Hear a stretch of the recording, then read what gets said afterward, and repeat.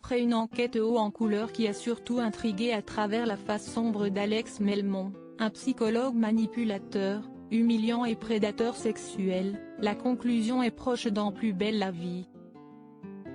Laetitia, reliée de près à cette affaire, pourrait oublier son traumatisme en acceptant enfin son attirance pour Sébastien. De la légitime défense pour Sabrina? Le retour de Stan ne pouvait pas ne pas concerner l'intrigue principale démarrée il y a un peu plus d'un mois. Le frère d'Anne Olivieri, coupable de proxénétisme auprès de mineurs, semble avoir changé de statut puisqu'il apparaît en victime d'Alex Melmond, psychologue assassiné le mois dernier. Persuadée que sa folie l'a poussé à commettre l'irréparable, Sabrina le persuade de son innocence mais rien n'y fait, il est déterminé à la délaisser pour la protéger de sa présence. Pour éviter le moment fatidique, Sabrina lui affirme qu'elle est la meurtrière de Melmond. Puisqu'il ne la croit pas, elle lui détaille la scène. C'est Melmond qui a menacé la serveuse d'un revolver avant que celle-ci ne s'empare de l'arme et vide le chargeur sur la carcasse du compagnon d'Ariane.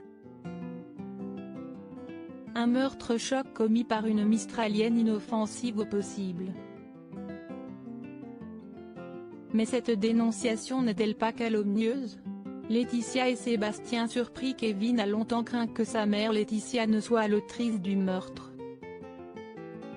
Un test ADN a permis de disculper alors qu'elle a été abusée par le spécialiste. Elle finit par avouer son traumatisme à Sébastien qui a tenté un rapprochement. Peu de temps après avoir été contrarié, Sébastien fait de nouveau face à la défiance de Laetitia qui se laisse finalement aller quelques instants plus tard. Ils s'apprêtent à s'embrasser mais Kevin débarque au même moment. Le reste de la semaine est animé par Barbara, qui décide de tout avouer à César concernant la mission qu'elle est contrainte de mener à travers Xavier Revel. Quant à Noé et Lola, ils semblent se chercher mais les événements extérieurs les empêchent de définitivement se rapprocher.